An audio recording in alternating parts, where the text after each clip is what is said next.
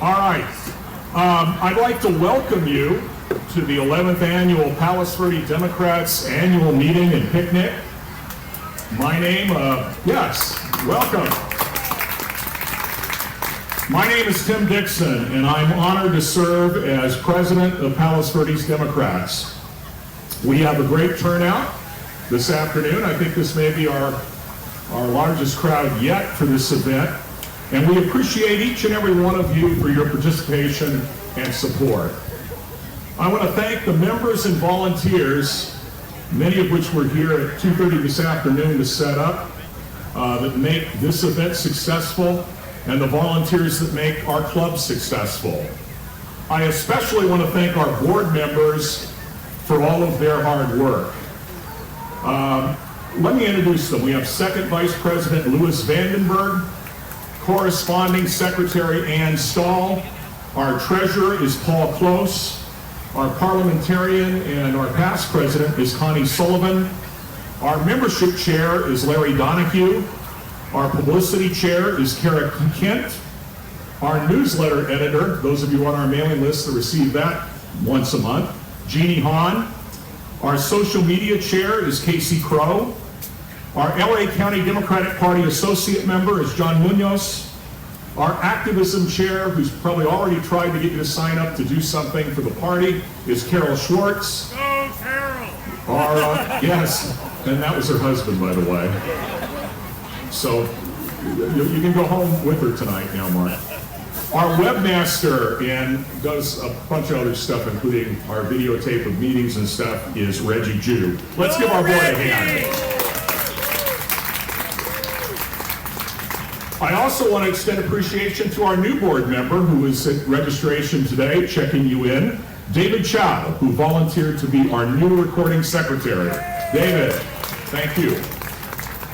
Now, Carol Muller, who is, I think, up there, she was helping with food and the iced tea and everything else. She is retiring from our board after nearly 20 years of service.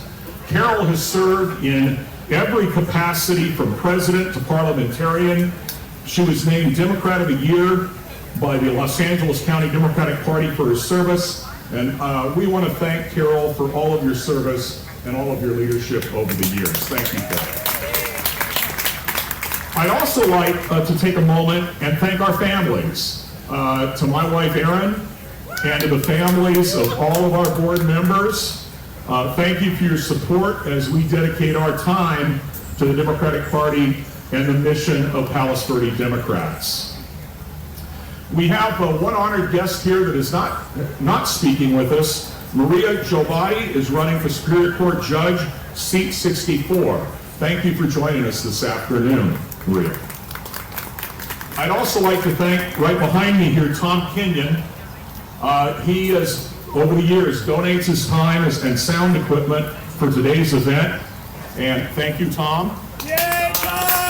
And President of Torrance Democrats, Jimmy Gao, for loaning us a lot of the equipment we have today, and Jimmy for your continued support. Yay, Jimmy Gao!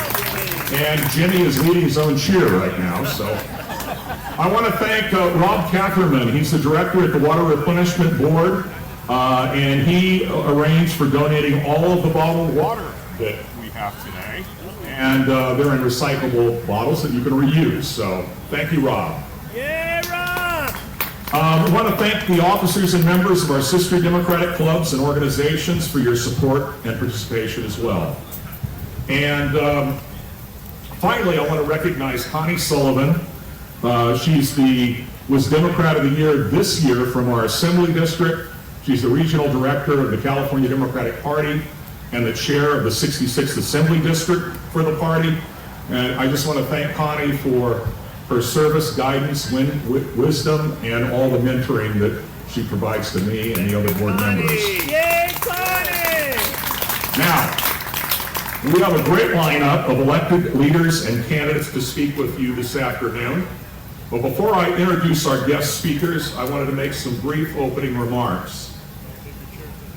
For 74 years, Palos Verdes Democrats has stood for democracy, equality, and justice and civic engagement right here on the peninsula.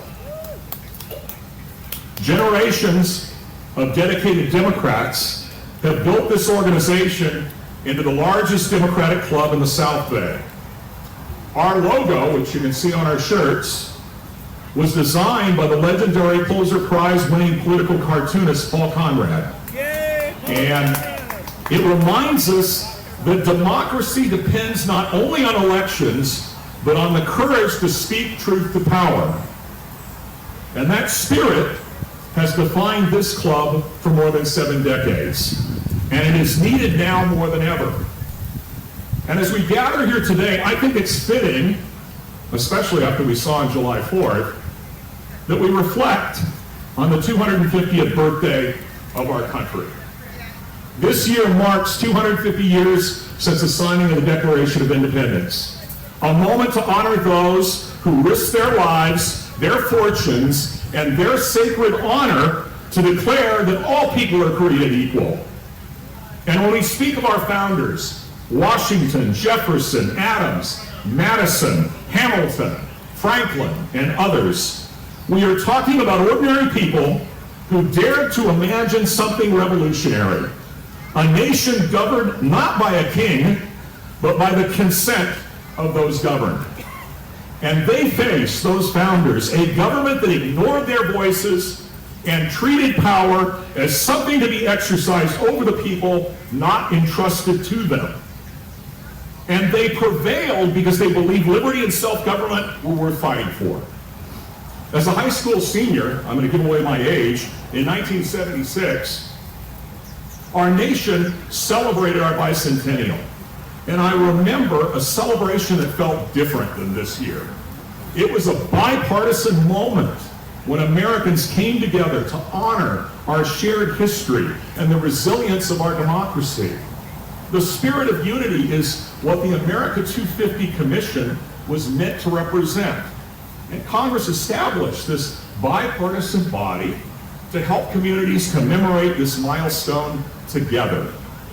And instead, I won't mention his name, instead we saw the effort transform into a partisan spectacle, Freedom 250, centered on one person and one political movement.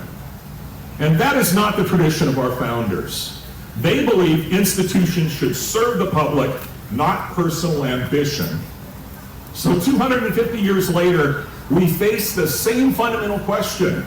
Will we continue the unfinished work of creating a more perfect union, or will we allow our democratic institutions to be weakened? Today, we see attacks on the free press, efforts to undermine public trust in independent institutions, and attempts to politicize agencies that must serve the rule of law. And just as our founders objected to the presence of troops in their communities as symbols of unchecked government power, we now see federal authority used to occupy and intimidate our communities. Democracy is fragile. Our founders knew it. And that's why they divided power among 3 co-equal branches of government. And liberty only survives when no one is above the law. But our history also reminds us that America has always moved forward because citizens stood up when the moment demanded it. We fought to abolish slavery, secure women's right to vote, advance civil rights, protect LGBTQ plus equality, and ensure that working people have dignity through unions.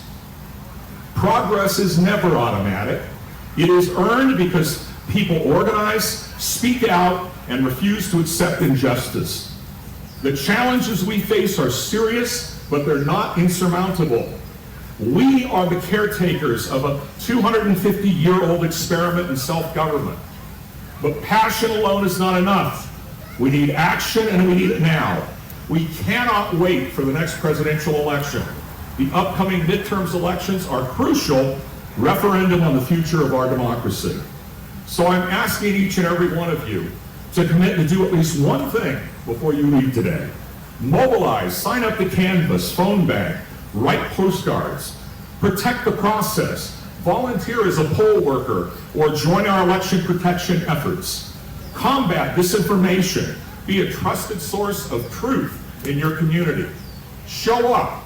Your presence at town halls and city council meetings is power.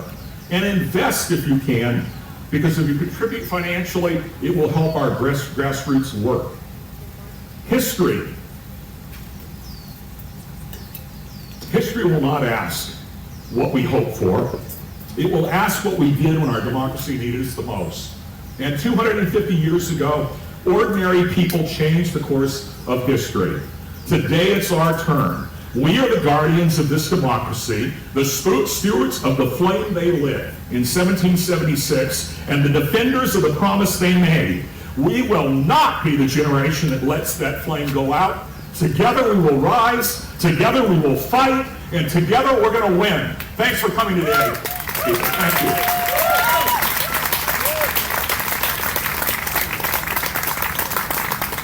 I didn't mention his name. I'd like to introduce our first speaker. Our first speaker is going to welcome us here to Palos Verdes, or Rolling Hills Estates. We're in Rolling Hills Estates today. And our first speaker is Rolling Hills Mayor Pro Tem Pam Brown Schachter. And she joined the Rolling Hills City Council in 2022 after more than 40 years as an active involvement and service on the Palos Verdes Peninsula. Before that, she spent 30 years as an educator, professor of sociology at Marymount College. She holds a bachelor's degree from UC Santa Barbara, a master's from California State Long Beach, and a PhD from a great university, UCLA. Please join me in welcoming our mayor of Rolling Hills Estates.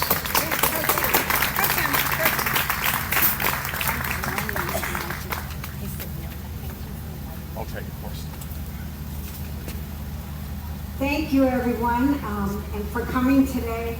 And I just want to reassure you, Tim, that you are younger than I am, so I've got a few years on you. I just want to welcome you to Rolling Hills Estates and the PV Peninsula. And you can see the unique character, of course, of our community as the horse just walked by a few minutes ago, and the beautiful trees. And this is such a lovely environment to have this picnic in. Thank you to the PV Dems for having us today and for this 11th annual picnic, which offers the opportunity for us to meet many of our local officials and candidates for our November election. While the two Assembly District candidates for District 66 you're going to meet in a few minutes, Dr. Sarah Dean and Paul Sale, know the PV Peninsula very well. It is important, particularly not only to meet them if you haven't already, but to introduce you or to our community be introduced to two people who are from out of the area and running for the two state Senate District 24 candidates, Brian Goldsmith, who you'll meet in a minute, and Dr. John Erickson. And they are wonderful candidates, so I'm pleased that they've come to our beautiful community and you get a chance to meet them. I want to take just one moment to thank State Senator Ben Allen. I know he's here. Somebody said he has a pink shirt on, so that may be a good way to identify him. There he is. Assemblyman Al Maritsucci and Congressman Ted Lieu. I'm not sure if I didn't see him, but he probably will make it. For all of their support of the PV Peninsula, all 4 cities. They've been amazing.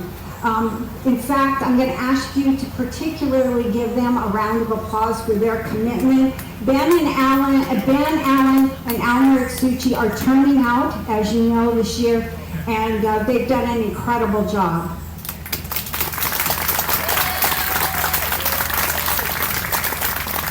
So supportive of our community. And I ask you, as you leave today, if you go up Rolling Hills Road, you turn left on PV Drive North, and you go down to PV Drive East, you will see the George F. Canyon Nature Center, the new construction that is taking place at the corner of PV Drive North and PV Drive East. You will see the progress, and our city particularly wants to thank, that's Rolling Hills Estates, thank Senator Allen for securing a $1.2 million grant from the California Department of Parks and Recreation for that beautiful center, which we hope will open next summer. The Nature Center is important for the whole PV Peninsula. It's a gateway to the city, but also to the outdoors for visitors of all age to explore, learn, and connect with the peninsula's natural environment. So on your way out, take a look at it. We're very proud of that. Enjoy your visit today in the community, and I'm anxious to hear what our candidates have to say today. Thank you. Thank you, Mayor. Okay. All right. Our next speaker is a leader who understands that public safety and strong communities go hand in hand. Los Angeles County Sheriff Robert Luna was elected the 34th Sheriff of LA County in 2022 after a distinguished career spanning 3 decades in law enforcement. Before becoming sheriff, he served as the chief of police in Long Beach, and throughout his career, he's emphasized constitutional policing, community partnerships, and ensuring that law enforcement reflects the values and diversity of LA County. Sheriff Luna is the endorsed candidate for re-election by the Los Angeles County Democratic Party and by Palos Verdes Democrats. And we're proud to support his continued leadership as he works to keep our community safe while strengthening public trust. Please join me in welcoming Los Angeles County Sheriff Robert Luna.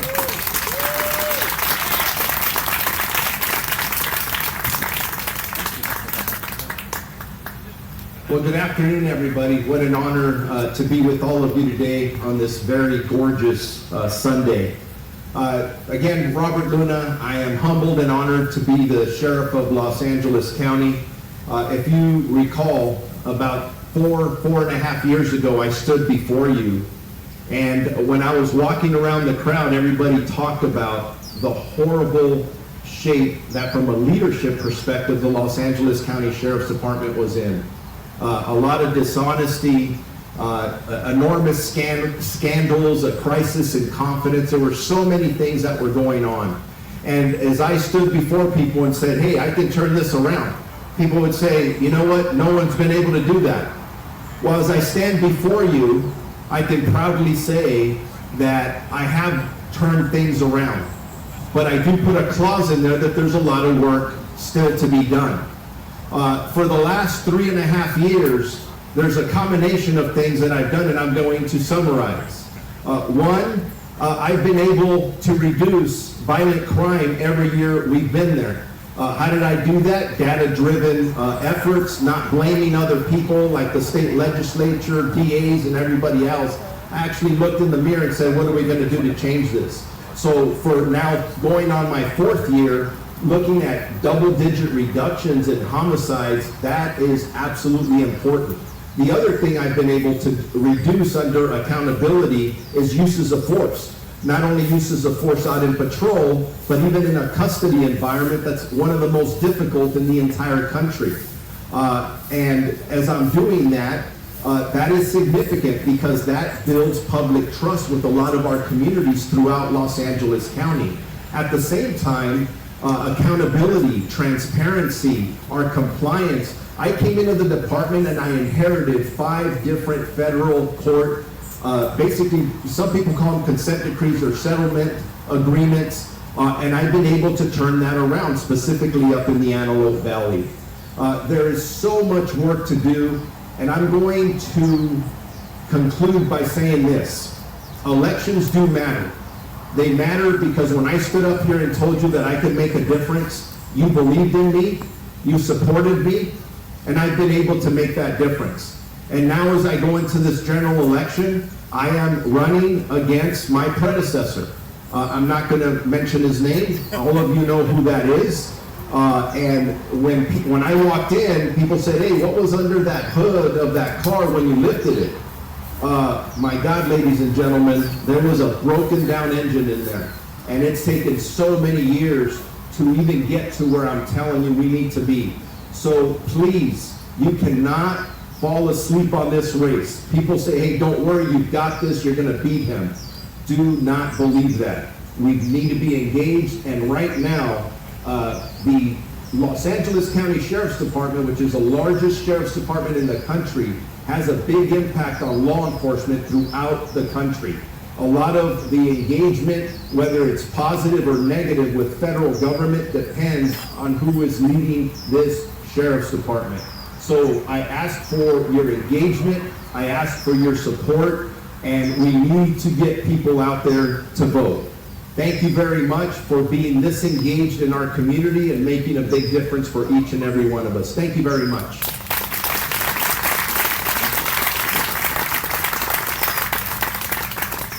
All right, thank you, Sheriff. Our next speaker is Beth Wittenbury. She's a current Palos Verdes Library District trustee who's running for re-election. She's called Palos Verdes home for 25 years, and we're grateful to have her service on the Library District Board and her continued commitment to our community. Please welcome Trustee Beth Wittenbury.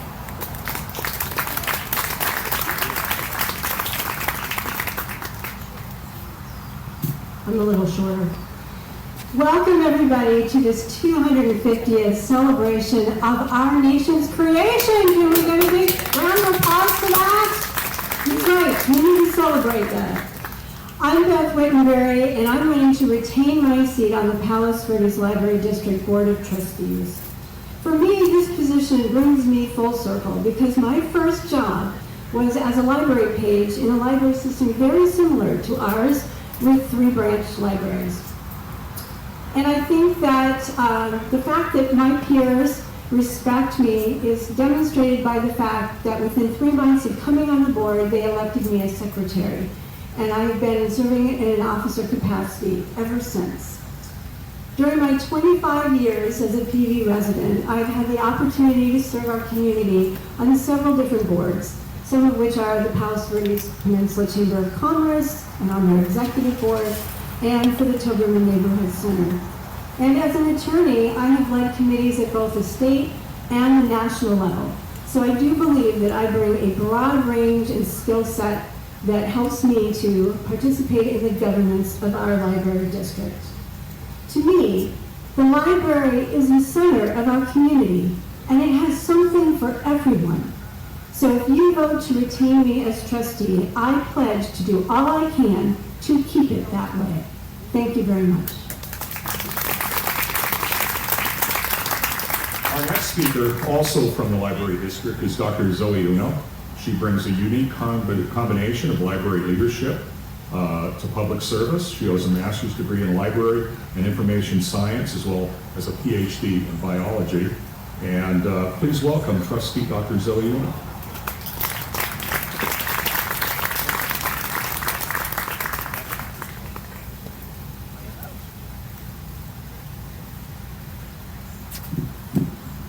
Hi, everybody. Welcome to this year. And this year, I'm not up for re-election, so I do want to thank you for your past support during the elections and encourage you to, this year, the library is hosting the election. So if you're looking for a place to put in your ballot, consider the library.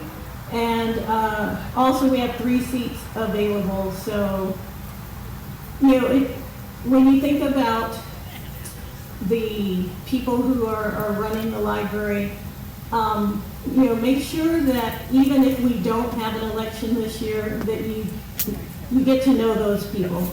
So ask questions, but make sure that we have the people that should be on the library board. There are still lots of efforts to continue to ban books. Fortunately, we don't have any immediately here, but there's still efforts afoot. So I encourage you all to get out and vote. It is your democratic right to vote, and I encourage you to come and vote at the library. So thank you, and enjoy the rest of the presentations today. Thank you, Dr. Emmett. Our next speaker is David Chura. He's a candidate for Rancho Palos Verdes City Council, a longtime community leader. He's called Rancho Palos Verdes home for 27 years, and he's a retired executive and entrepreneur. And please join me in welcoming David Chura.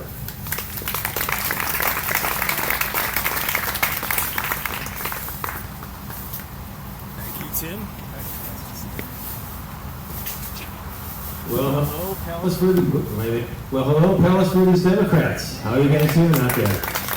Yes, I'm David Chura. I'm running for RPV City Council, and like a lot of folks who got involved in government, it was my case that there was issues in my neighborhood. I organized our neighborhood, taught them how to go to a city council meeting. We went to city council meetings, planning commission meetings, and we succeeded in getting ordinances passed by that council that helped our neighborhood.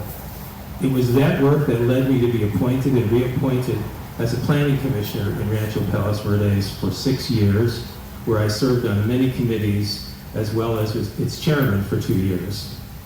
And even right after that, our neighborhood again experienced what a lot of you are. We had traffic safety issues. Again, we organized and we went to city council meetings, and we eventually changed the way that traffic safety was measured, and we resulted in better safety measures for our neighborhood and others in the city. And then finally, in probably the worst tragedy that's affected RPV, we have a landslide that has destroyed many, many homes and affected the lives of many, many people. Even though I don't live in that area, I was immediately on the job looking for technology that would help us, much of which is being used today. I was on my knees in the sand, reaching in, putting meters on wells and hooking up networks so we could track this slide.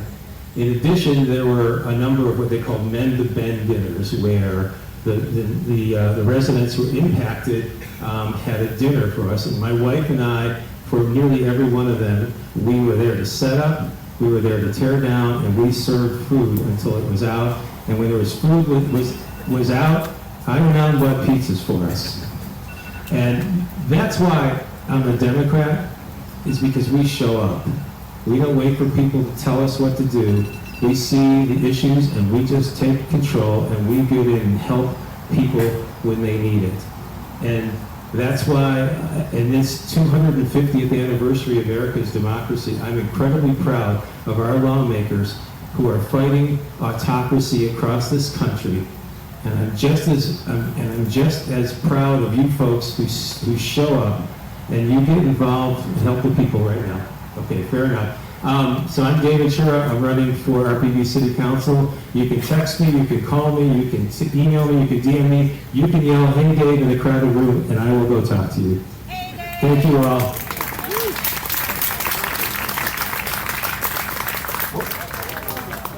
All right, we see Connie back there. She's keeping us rolling with her timer. Our next speaker is Paul Vidal. He's a candidate for Palos Verdes Peninsula School Board. He's a parent of a Palos Verdes Peninsula student from kindergarten to high school, and currently serves as a CEO of a healthcare company. And so please join me in welcoming Palos Verdes School Board candidate Paul Vidal.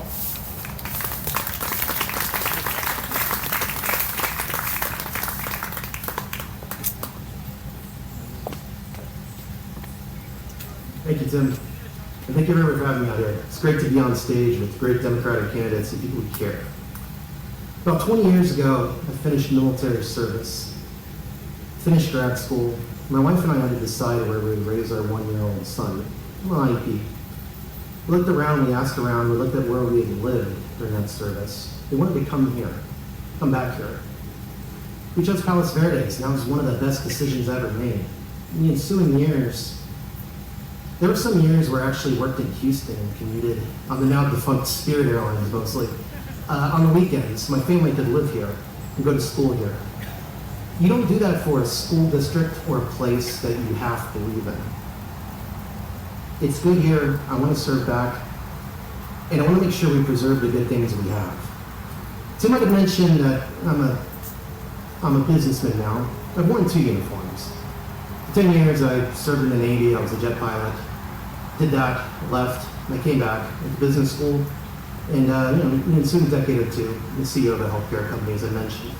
I read budgets for a living, develop things for a living, work with people for a living, hold people accountable for a living. Those things are important. I know finance. You might need somebody on the board that does the homework ahead of time and knows the numbers before the meetings, doesn't just get stuck on their own agenda. I'm happy to be that person. More importantly though, more than anything about competence, it's more about backbone to me. As Tim mentioned, we're in a bad place in many parts of our country. That creeps in here.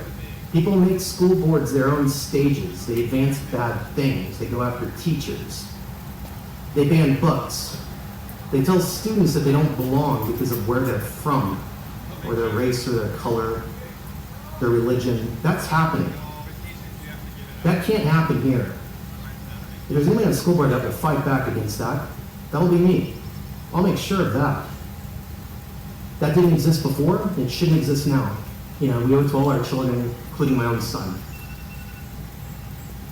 As Tim mentioned, sorry, the alarm there. As Tim mentioned, I appreciate you having me here, and God bless, and I hope we can win big in November. Thank you. Okay, our next speaker, also running for the Palos Verdes School Board, is Allison Layer. She has deep roots in our community, moved to Palos Verdes when she was 4 years old, is a graduate of our school district. She's an educational leader, parent, community volunteer, and she's currently serves as vice chair of the Educational Advisory Committee for our school district. So please welcome Allison.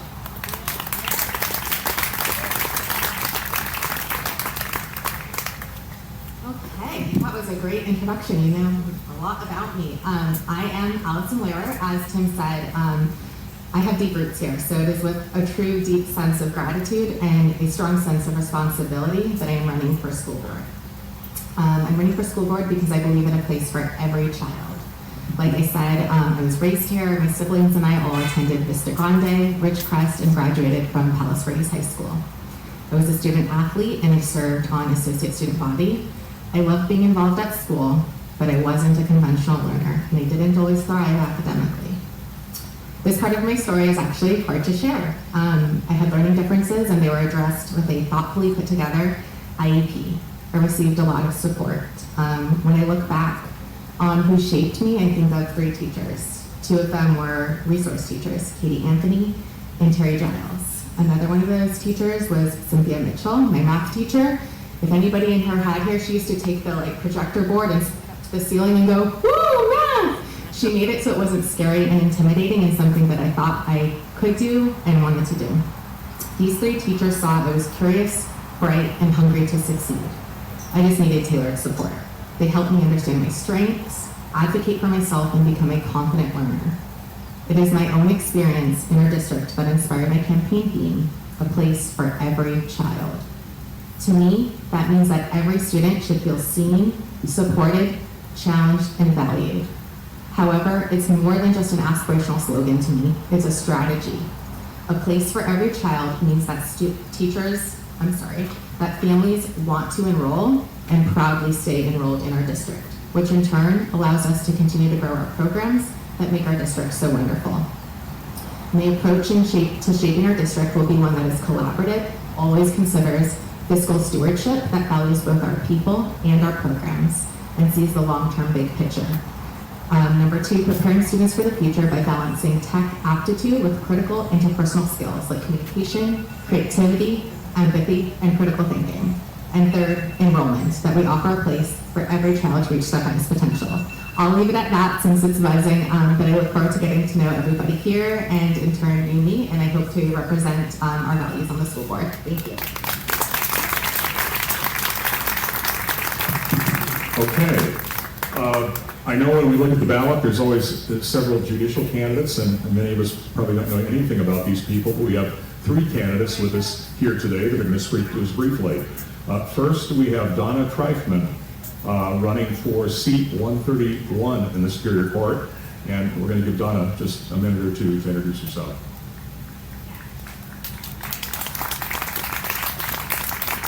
Thank you so much. Appreciate it. Hi, everyone. My name is Donna Triffman. Attendance and I. I'm running for seat 131. Thank you so much for having me here at the Palos Verdes Democratic Club and the picnic. It is lovely. Forgive me if I speak very quickly. Reporters often tell me to slow down, but there's so much to get in there that I just want to get everything in there. I'm a 30-plus year deputy public defender in Los Angeles County. I'm one of 10 elite lawyers in my office that handles solely capital defense litigation. I have held several leadership positions in my office, including president of the Public Defenders Association, and I'm running in Los Angeles for seat 131 because I believe that I am everyone's judge. Not just one person's judge, not just one group's judge, but everyone's judge. I hold very dear to myself the democratic principles of due process, integrity, and fairness, and when you go to the ballot in November, I'm happy to say I came in first in the primary, when you go to the ballot in November, remember that I'm a candidate that has honor, integrity, character, and I'm ready to hit the ground running on day one. Thank you so much. Not waiting for the best. Thank you. Our next candidate, also running for seat 131, is David Ross. And David, would you share some word with us?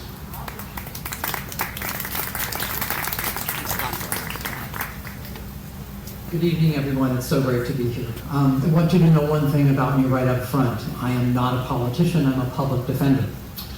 I first thought of running for office back in 2016 when I was on the ground volunteering for Hillary Clinton in Las Vegas. I woke up the next morning shocked as all of you were when Donald Trump won. I knew one thing for certain. He would appoint activist judges. He did then, and he's continued to do that now. So my commitment is to run as an independent judge, one with great judicial temperament, ethics, honesty, and humility. As I said, I've been a public defender for 31 years in Los Angeles County and Riverside County, done 113 jury trials. I've represented over 10,000 indigent clients. They're the kind of people that are 3 to 5 times more likely to get arrested, thrown in jail, and charged with a crime. And I was their backbone. No one else was there for them, and it's the kind of judge that I want to be as well. During that time, I was also a law professor and a judge pro tem.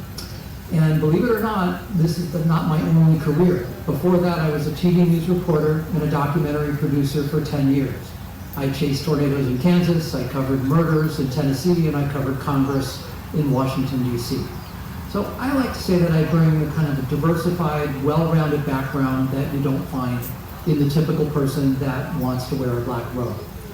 I'm endorsed by 84 judges in Los Angeles County, about 40 Democratic clubs and unions, and over 100 local elected officials, public defenders, and prosecutors who know my work ethic, know my honesty, and most importantly, know my judicial temperament. It's David Ross for Judge 2026. I would urge you to Google my name, Google everyone's name that's running for judge, so that you can learn as much as you can about them. Thank you so much.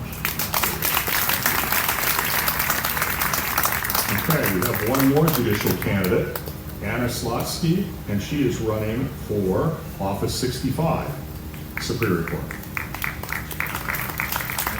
Thank you so much for having me. I'm a little bit short, my piece reveals. My name is Anna Slotsky-Ritano. I'm running for 65. And what I offer is breadth of experience. What I offer is also very unique in judicial races generally. I clerked at the DA's office for 2 years. I was a public defender for over a decade. I'm currently at county council. I represented law enforcement, indigent children for 3 years specifically, and now I'm representing the county. I'm advising county departments that are focused on justice and safety issues. if you want judges that are unbiased, that are fair, you want judges that have experience. And what I offer is that I work in so many different positions. I've represented people in criminal, civil, I've had thousands of clients.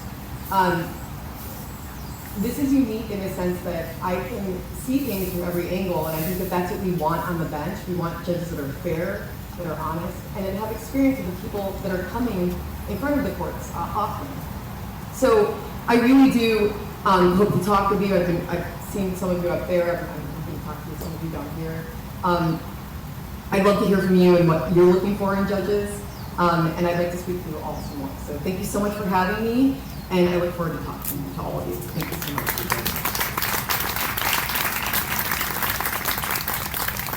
All right. Our next speaker is Rancho Palos Verdes Councilman George Lewis. George is not up for election this year. He's been on city council since 2024, and prior to joining the council, he was on the Rancho Palos Verdes Finance Advisory Committee, and I consider George a good friend. So thank you for joining us, George. How's everybody doing? Anybody frustrated out there? Tim voiced some frustration. I can understand that. We all get frustrated about things. But I come to you tonight, I am happy. And you know why I'm happy? Because 105 days from right now, something's going to happen.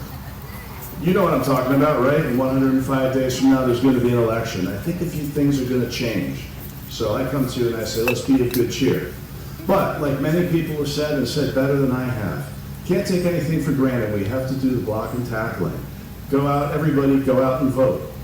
Not just yourself, but if you've got a neighbor or a coworker who's, you know, what difference does it make? Well, you know, show them a couple. Maybe this one doesn't, but this one does. These local ones matter. These local ones are decided by very close amounts. We have very important sheriff's race. Come out and support Sheriff Luna. You know, there's reasons to be excited about voting, and it's up to us to communicate that to people and get people out to the polls so that everything goes well in November.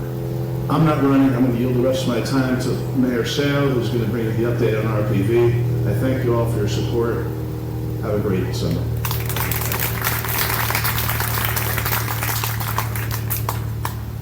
All right. Our next speaker also did so well in the primary. There's no general election, but he came today and said, hey, I'm a politician. I want to at least say a few words. So we're glad to have with us our County Assessor, Jeff Crank.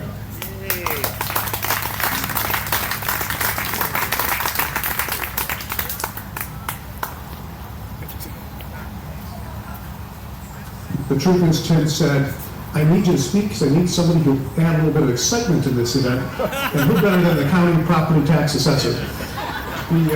Thank you. I was told to be brief, so I will. I'm going to, first, Trump's a bad guy and we've got to beat all of his million joint for office this time, so rah, rah, rah. But let me just say two things. One, a report from my office and then a helpful tip. So everybody knows that as assessor, I'm responsible for valuing property, land, and buildings. But I also assess a few other things, like mobile homes, boats, aircraft, both commercial aircraft such as LAX, as well as privately owned aircraft, and for some reason, racehorses. But it's about aircraft that I want to talk to you about, because we've learned in recent years that a lot of private aircraft owners have been going through great lengths to hide them from us. They register them in other states, even though they house them in LA County. They put them in hangars where we don't have access. And kind of incredibly, the FAA helps them to hide their tail numbers and their registration numbers from us. But I found some technology last year that I invested close to $1 million in, went into effect in January 1st, and we have found over 1,000 aircraft since January 1st, valued at about $3.5 billion.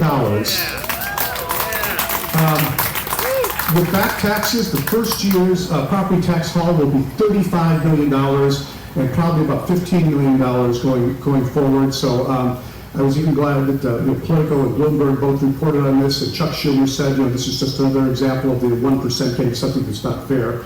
So we are now more actively taxing privately owned aircraft in LA County. Then I want to leave all of you who own a home a helpful tip. Last year, my office launched a new program called the Homeowner Alert. You're all familiar with, in recent years, there's been an increase in title fraud. People use identity theft, they change the name on their deed, and then they steal your property. You can now go to our website, subscribe to your email address for the homeowner alert, and anytime somebody tries to record something in their deed, you'll get a notification by email within 48 hours. Please sign up for that, protect your home. Thank you so much. Thank you, Jeffrey. All right, before we move to our state assembly and state senate candidates, I want to say how honored we are to have both candidates for the state assembly and both candidates for the state senate here with us this afternoon. I'm also proud to say that even in July, we can already declare that we'll have a Democrat elected in each race because all 4 remaining candidates in those 2 races are Democrats.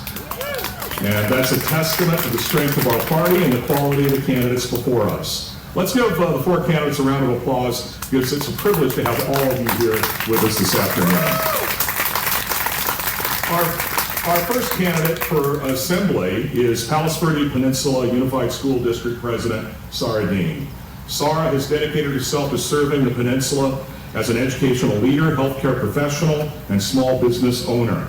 As president of the school board, she's worked to strengthen our schools, support student success, and ensure responsible stewardship of our resources. She's a practicing dentist, co-owner of a South Bay healthcare business. She received her undergraduate degree from UC Berkeley, Doctor of Dental Surgery from University of California, San Francisco. Please join me in welcoming Sarah Dean.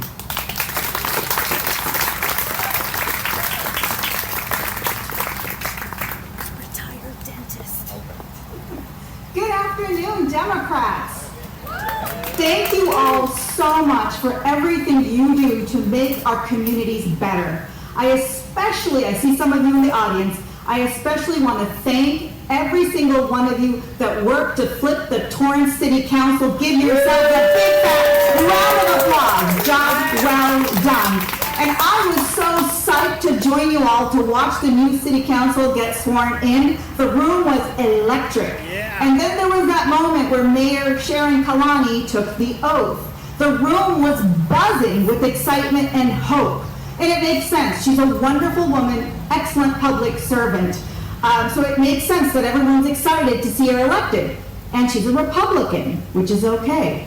But the next morning, I woke up thinking, gosh, I want people to be that excited about electing Democrats. I want the room on fire when a Democrat is elected. With what's happening right now with our government being derailed and dismantled, voters are sick and tired of a false choice between Democrats who govern and Democrats that fight. With courage and commitment, we can actually do both.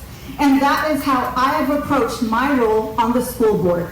When extremists came and they brought us extremism, bigotry, and book bans, we fought back. At the same time, we did the very unsexy job of governance, improving school rankings, student learning, building the coalition to pass a school bond measure nobody thought was possible. We did not stand still. Governing does not mean standing still. And we saw it happen again in the June primary election. $2.5 million was spent in the support Seo opposed Dean Super PAC. And yet, here I am, less than 2 points apart. And it is because the courage and commitment of so many of you out there. So I invite you now to bring that same courage and commitment to our elections this November and every single election after that. Because that's what it's going to take at this time where people are feeling frustrated and our government is under attack. No more false choices between doers and fighters. We can and should have both. When people see a Democrat on the ballot, I want them to think she's going to show up from day one, every single day, deliver on her promises, and make our lives better. That's what the Democrat brand should be, can be, and has been in some of our seats here. So I invite you all to join us. If you're ready for a courageous politics that actually delivers real results and makes people's lives better, reach out, www.sarahdeanforca.com. We'd love to have you. It's no time right now to stand still. Thank you.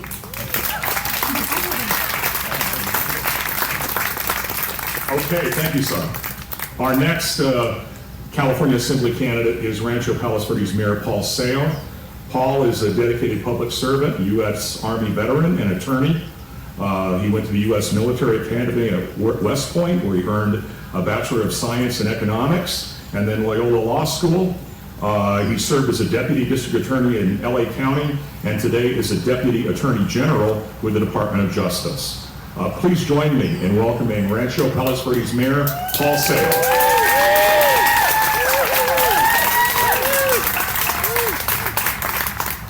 If Tim would indulge me just for a second, what I like to do usually at these events is have everybody turn to their neighbor and say hi, because we don't usually shake hands and say hi to people in our neighborhood. So please turn and say hi, connect a little bit.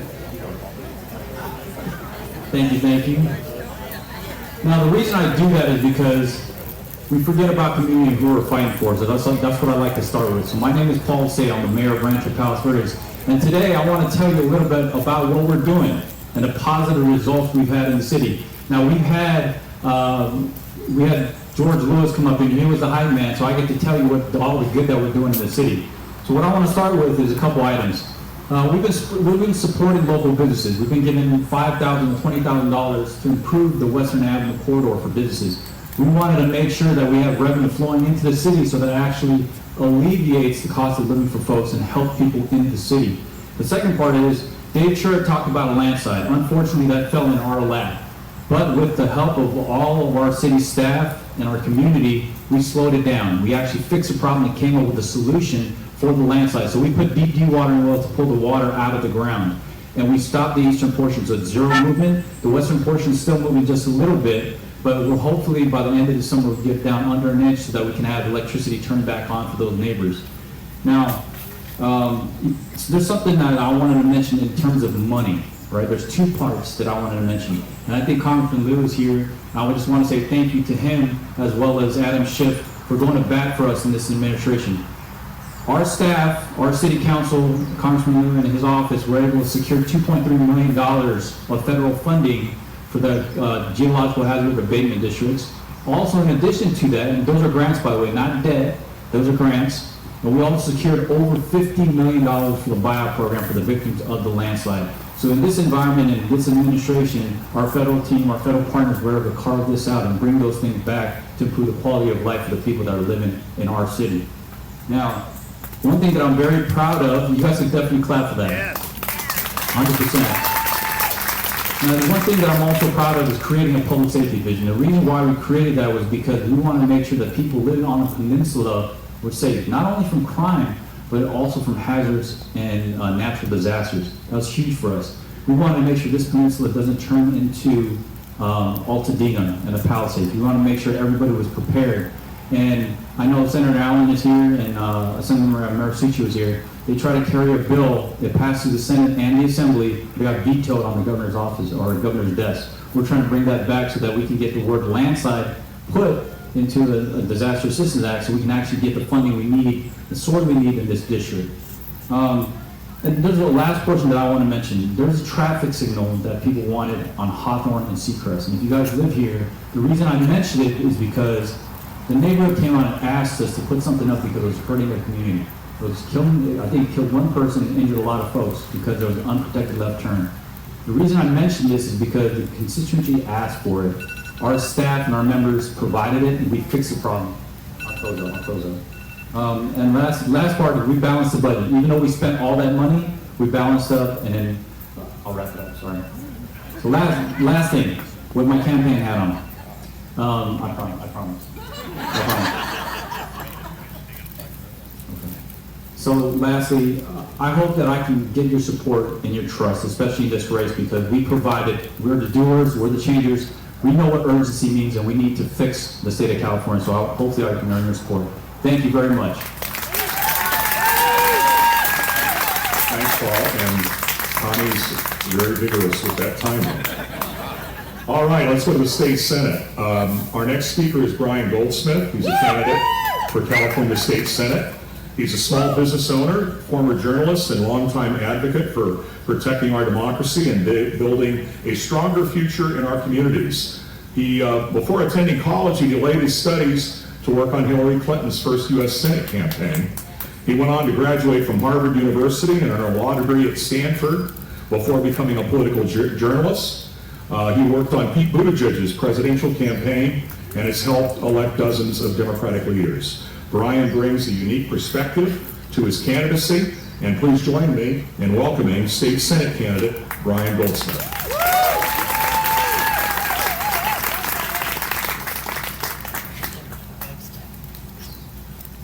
Hello, Palos Verdes Democrats. You know, we have an ironclad rule on our campaign, which is every week has to include a South Bay Day. The South Bay is the heart of our district. It's not an appendage to the district. It's not extra. It's like 40% of the population, so we are here every week. And the number one thing I've learned in all of the South Bay days is do not mess with Tim and Connie. The next state senator has big shoes to fill. We have been so lucky over the last 12 years to be represented by Ben Allen, and we should all give him a round of applause. We've been lucky to be represented by Al Martucci as well. And we are very lucky to be represented by Congressman Ted Lieu, who is here with us today. Who clearly married up because I got to watch the swearing in of Betty Lieu, who did an extraordinary job this week at the Torrance City Council, turning that from a MAGA majority to a Democratic majority. The next state senator for this district has to do two big things. Use every tool, litigation, legislation, regulation, to protect our state and its people from the tyrannical, authoritarian, kleptocratic regime of Donald Trump. And we have to get better at delivering results and outcomes for our people. We cannot just measure our success based on billions of dollars spent or numbers of laws passed. We need to be represented by someone who is willing to fight when fighting is required, but is also able and willing to build the big, broad coalitions we need to actually get stuff done for our district and our people.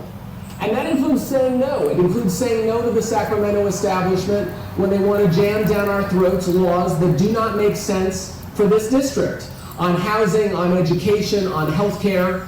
The job that Ben has done so well that I'm looking to continue is to put the district first, no matter what. You're not working for the governor, you're not working for the party, you are working for the 24th district.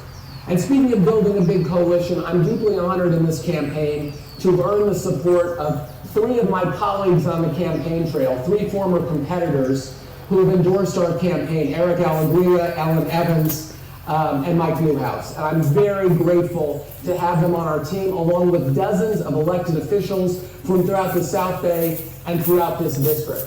I'm honored to be getting Ben Allen's vote in our party process this week. And I hope to get to know all of you that I have not gotten to know over the last months, so that I can be a good partner to this community and this district, not just in this campaign, but in the months and years ahead. Thank you very much for the time.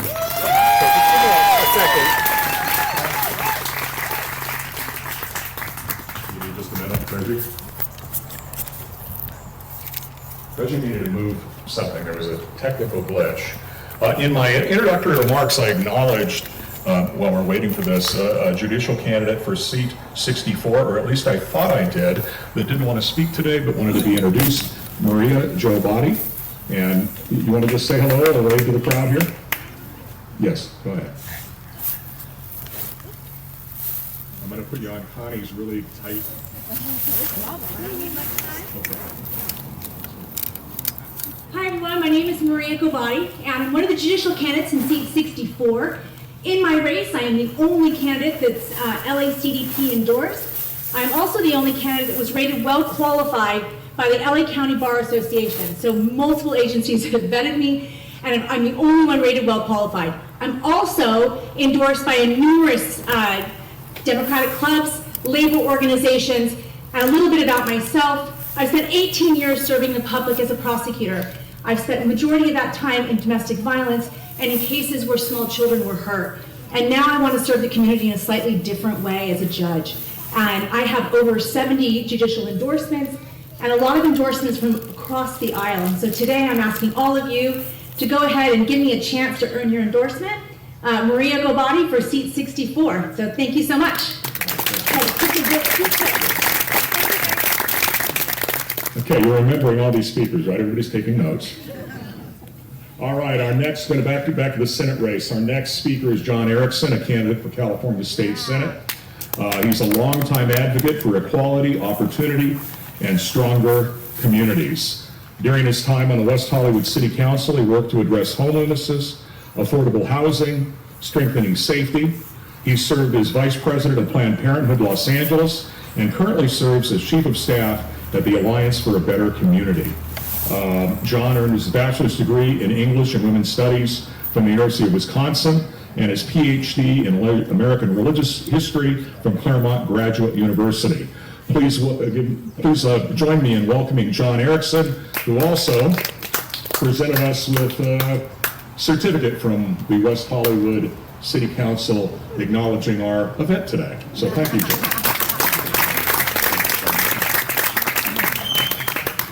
I'm just so glad you didn't make me go after Jeff Prang. Every time I have to go after Jeff Prang. I'm Councilmember John Erickson, running for State Senate. It's really great to be here. Also in a contract service city where I serve as the president. California Contract Cities is the largest lobbying organization in the state of California, and I'm really proud to not only be here with our Mayor Pro Tem, but my good friend Frank and Velvet and everyone that serves on the City Council. Actually, really proud to support that Velvet Schmidt has actually endorsed my campaign for this race. But more specifically, this race is really about a set of priorities and what we want to do in our California state legislature. Do you want billionaires and millionaires controlling the legislature and what happens with corporations and healthcare and housing and education? I don't want that. If you got the New York Times alert right now, you saw that billionaires are dedicating $87 million to beat back a tax on the most wealthy individuals in this state.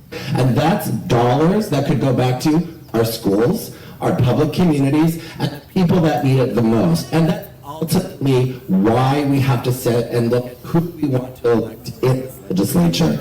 And at the end of the day, we want to look at what does courageous leadership look like. That's why I am endorsed by every teaching organization in the state. That is why I'm endorsed by every healthcare organization in the state, including all the nurses. And that's ultimately why I'm endorsed by workers and working people, from the Labor Federation at the state to the LA County Labor Federation, as well as environmental orgs like Sierra Club, most recently Jane Pack, which has just recently endorsed this race as well. Because I bring a breadth of experience and knowledge, not only from local government, which is so critical, but also how do we navigate these really severe consequences that statewide policies can bring on local cities if we do not. I'm trying, we're trying, but I'll hold it even closer, so there you go. At the end of the day, local experience matters. And so, okay. This one? Here we go.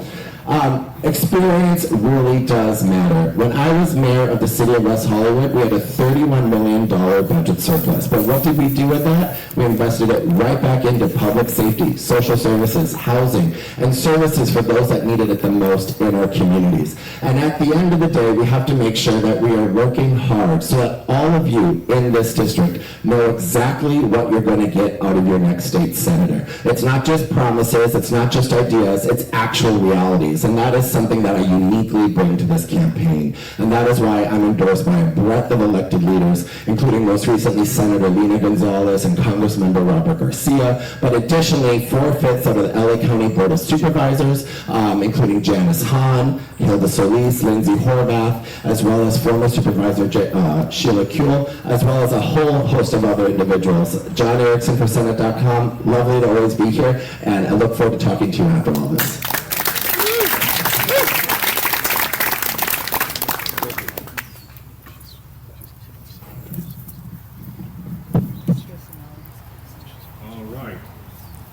And I don't think that the four candidates are going anywhere, so we're going to be done rather soon and take the opportunity to meet these four candidates, meet them in person, because it's a pleasure having them with us today.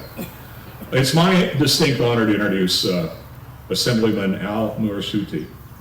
Al has devoted his career to serving the people of the South Bay and advancing a stronger, safer, and more equitable California. Since 2012, he has represented our district, where he's been a steadfast advocate for public education, environmental protection, affordable housing, and the needs of working families. Prior to his service, he served as a deputy district attorney in Los Angeles. He's a graduate of the University of California, Berkeley, earned his law degree from UCLA. As he prepares to conclude his service in the State Assembly due to term limits, Palos Verdes Democrats wishes to express our profound appreciation for your many years of public service and for the many contributions you've made to our state and local community. His leadership, commitment, and dedication have left a lasting and meaningful legacy. Please join me in welcoming a distinguished champion for the South Bay, Al Muelchuk.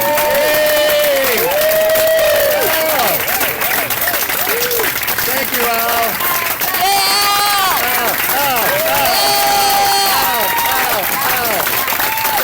Thank you. Thank you so much. Thank you, Tim. Thank you, Palos Verdes Democrats. Thank you for your many years of support. First of all, thank you for putting on this summer picnic every year. I mean, it's such a nice tradition. It's become a signature event in South Bay politics, and anyone who's anyone is here today. And so thank you all for being here. As Tim indicated, I'll be wrapping up my 12th and final year representing Palos Verdes in the South Bay and the California Legislature, and I want to thank each and every one of you for this profound privilege. It's been a privilege of a lifetime to be able to fight for and represent the South Bay in the California Legislature. As a 30-year resident of the South Bay, the last 10 years right here in Palos Verdes, we're raising, my wife and I are raising our daughter. My daughter's now going to be a high school senior at Peninsula High School. It's been such a wonderful community to be able to represent.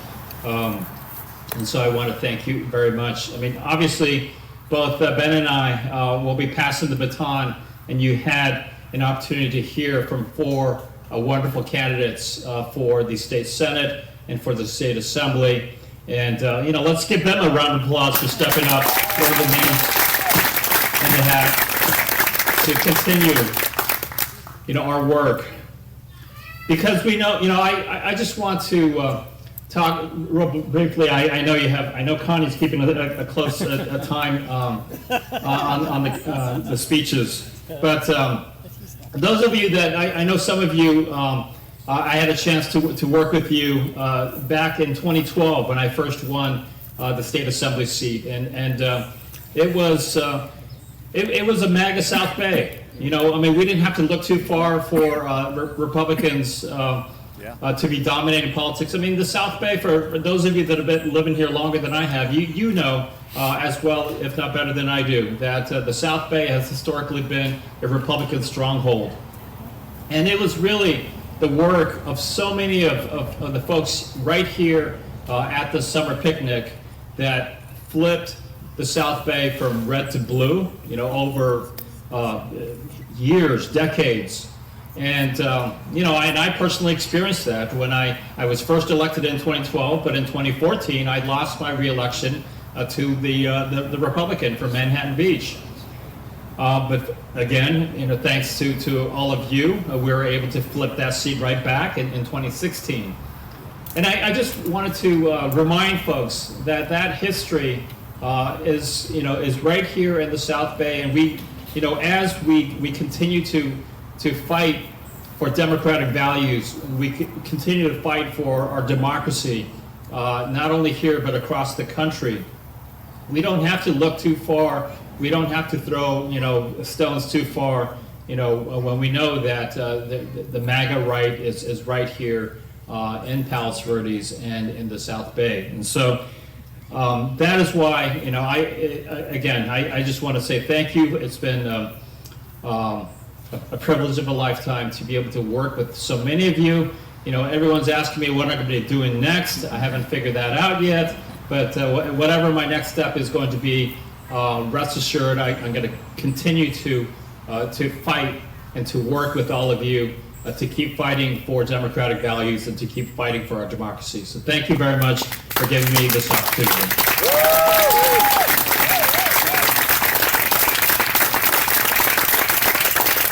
Thank you, Assemblyman, for your legacy. Our next speaker is our state senator, Ben Allen. Yes. Ben is also a candidate for California Insurance Commissioner, and he is a dedicated champion for consumers, the environment, and communities across our state. He's represented our coastal communities in the state Senate for more than a decade, fighting to protect consumers, address climate, and strengthen our economy. He's been a strong advocate. I know this personally because a friend of mine lost her home, another UCLA alum, in the Palisades, working for those wildfire survivors to try to improve insurance protections, support recovery efforts, and help them rebuild. He's also played a key role in supporting California's world-leading motion picture and television industry by advocating and getting tax incentives in place. Before joining the legislature, Ben was president of the Santa Monica Unified School District. He worked as an attorney as well and taught at UCLA Law School. He earned his undergraduate degree from Harvard and his law degree from UC Berkeley. Please join me in welcoming State Senator and candidate for California Insurance Commissioner, Ben Allen.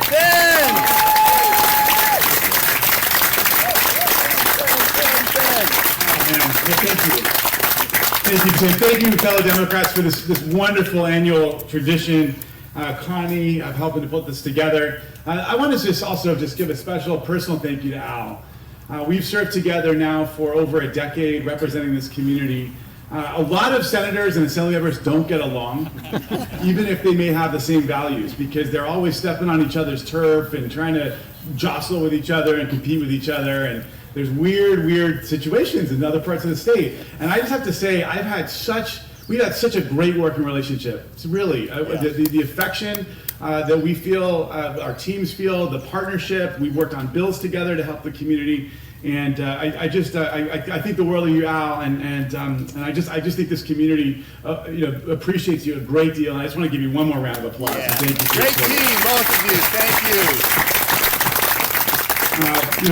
Al, we've worked really hard together on a lot of issues, including some of the wonderful resources we've been able to bring back to this community. As you mentioned, I care so deeply about the environment, the funding that we've been able to provide for the Conservancy, this wonderful nature center now, that I'm so excited about getting off the ground and being a place where young people can come and be inspired by the natural beauty, but also the history and the ecology and the science of this area, the environmental science of this area. And they will be drawing from students from all over the region so that they can get an opportunity to appreciate what's so special about nature.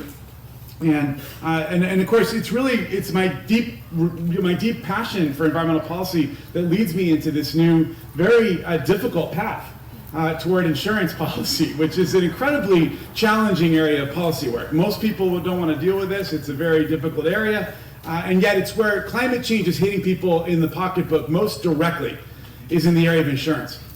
Because the risks associated with climate change are driving up costs in all sorts of ways. It's making our electricity more expensive. It's making cost of living more expensive in all sorts of different ways, but certainly with regards to insurance. And as has been mentioned, I've been facing this dilemma, this challenge head on, and so directly as the big portion of the northern portion of our district was just decimated by those fires that we all experienced at the early last year. And our team has been working tirelessly to try to help folks get the payouts that they deserve in the wake of those terrible fires. And I'm really proud of that. But I will say I got frustrated with the fact that the people weren't able to get those calls back from their insurance companies or even from the Department of Insurance. It turns out there's only 34 people handling those calls statewide, which is less than 1 per 1 million Californians. And so we've been working really hard to get protections in place, to protect people, to make sure that there's more information before you get non-renewed, you get more time, that we increase the payouts in the case of total loss for contents coverage, that we penalize unnecessary delays in payouts.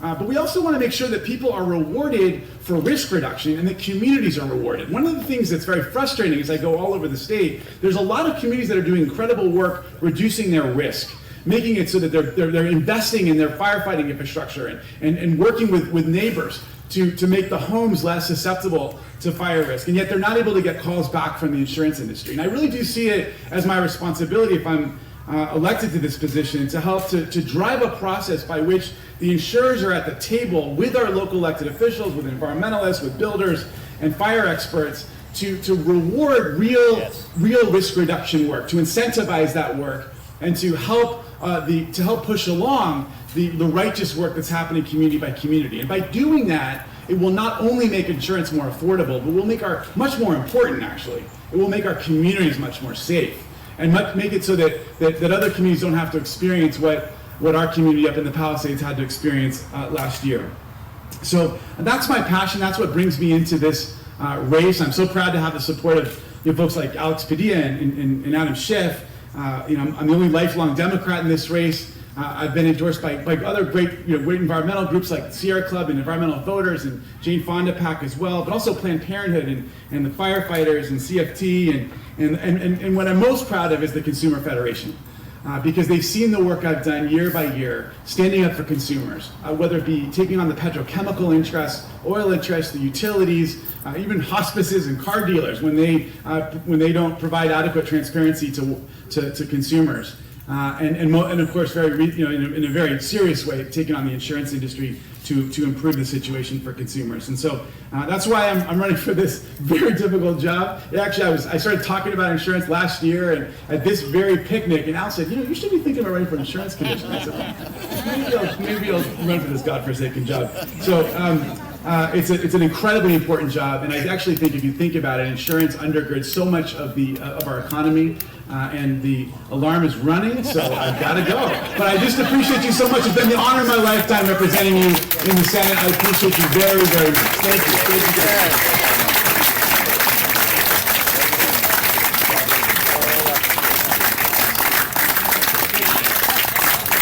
All right, Senator.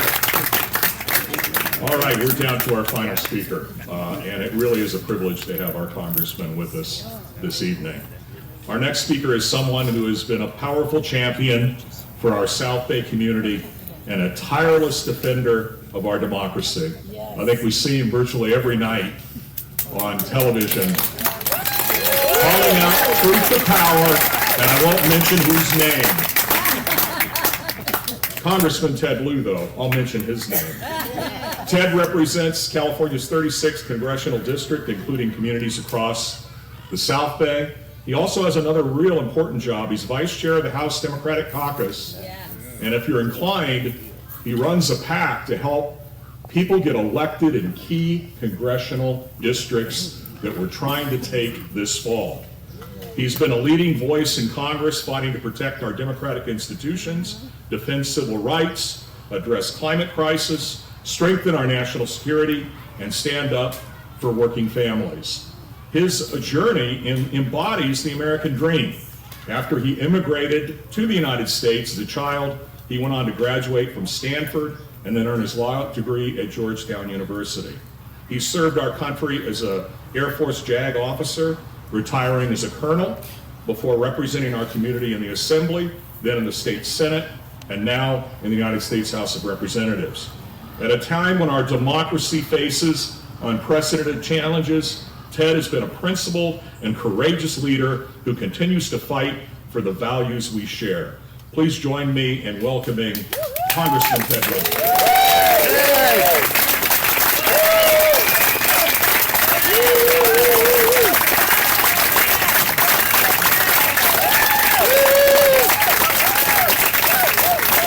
Good evening. I'm so honored to be here, and thank you, Tim, for your wonderful leadership.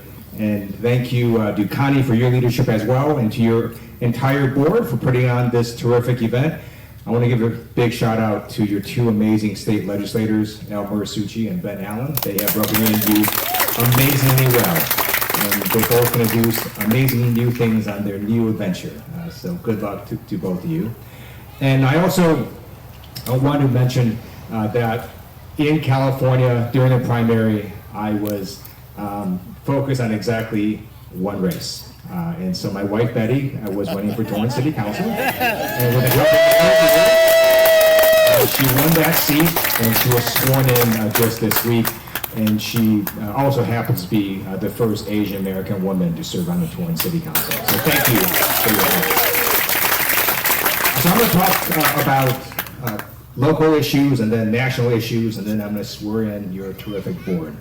So locally, in addition to what Paul Sale mentioned about the $2.3 million for landslide mitigation, I'm also pleased to report that I secured over $1.1 million this time to the city of Rolling Hills Estates for storm drains. Maybe not the sexiest thing, but super important for local cities. And this is again done in a Republican Congress. When we flip the House, we want to be able to get more back to this issue.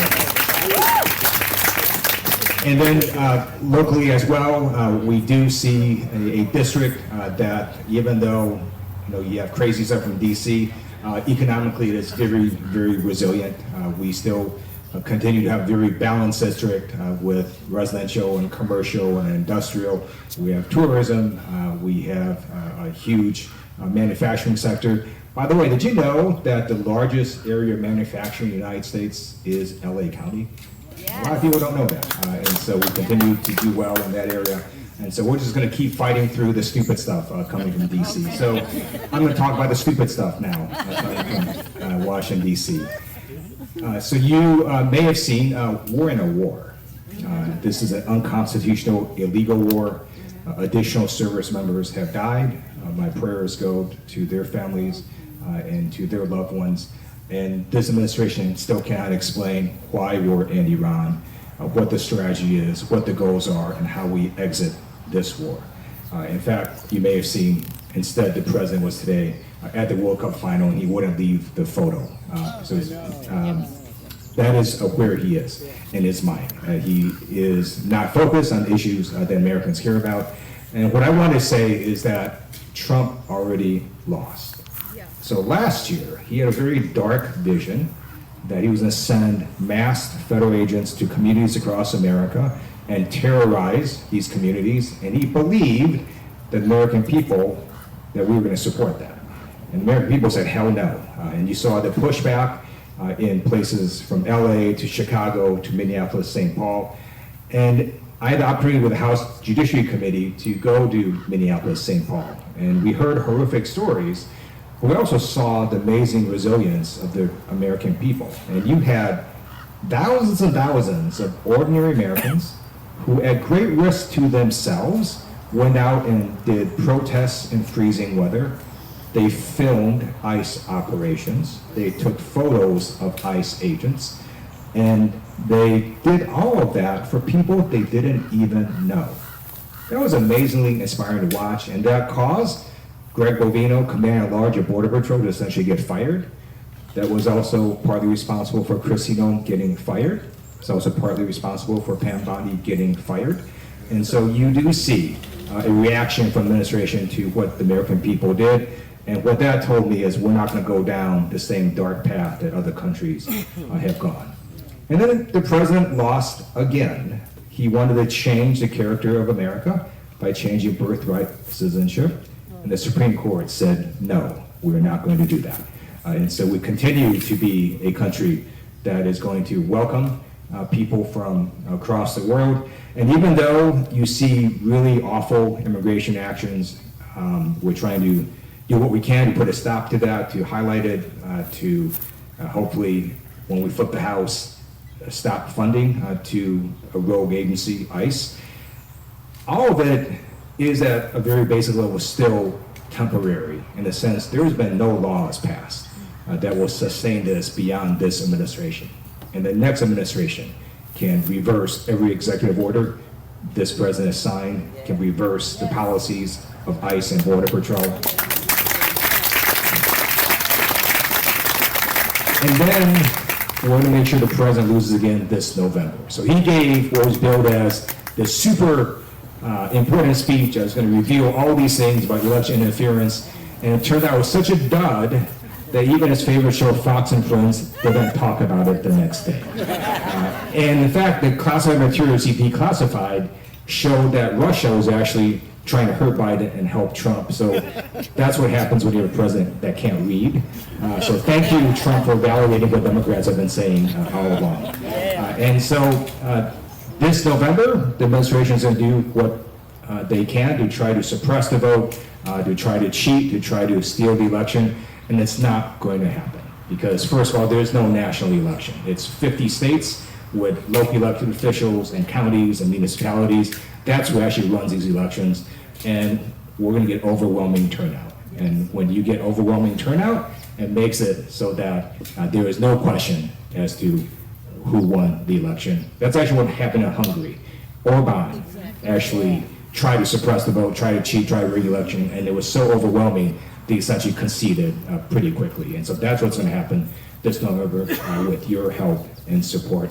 And let me just end on this note, some words of hope. I served on active duty in the United States Air Force. Maxwell Air Force Base was my first base of training, and it is in Montgomery, Alabama. There's a beautiful Rosa Parks Museum there. And I remember going through the museum a number of times. The last time was with the late, great John Lewis. And at the end of that museum, I thought to myself, Rosa Parks would not have been surprised by President Trump. She experienced far more stupid stuff in her lifetime, far more discrimination and prejudice, but she never could have imagined Javier Becerra as the first Latino governor of California. Never could have imagined Barack Obama winning the presidency twice. Never could have imagined a black and Asian American Kamala Harris as Vice President of the United States. And never could have imagined Hakeem Jeffries as Speaker of the House next year. So thank you for all your help and support. And so now I'm going to do the swearing in, I guess. Okay. You can ask the board. Oh, if the board could please come up here, that'd be great. This is it. Yeah, so if you're on the board, please come up here and we're going to swear you in.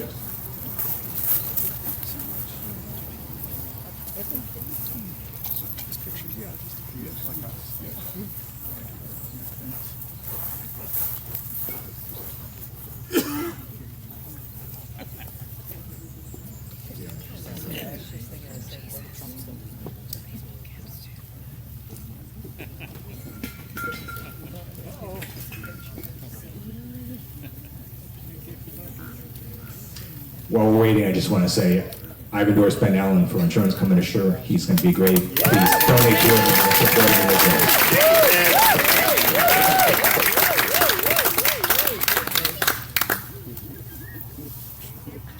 That was good. Stand that one.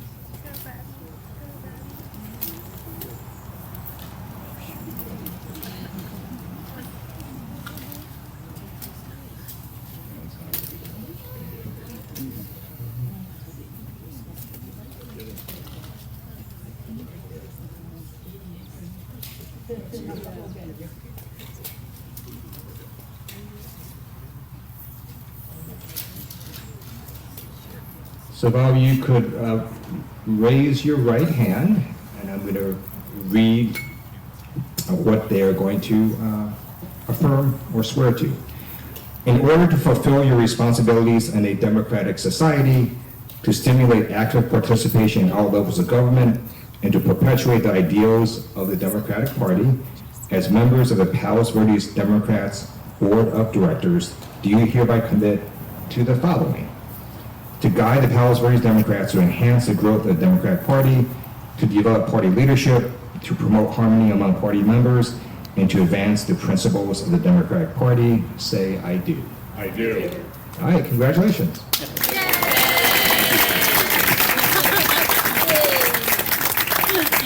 Thank you, Congressman Liu. Thank you to the board for stepping up and volunteering your time to serve Palos Verdes Democrats and our local community and our party. And we had a long agenda today. We had a lot of speakers.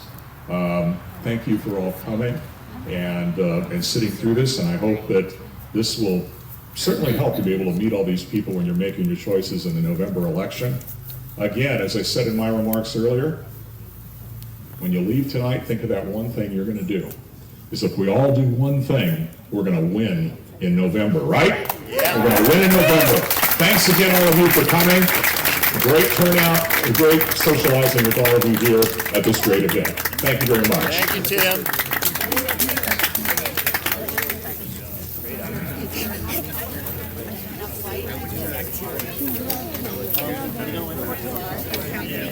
I got endorsements. No.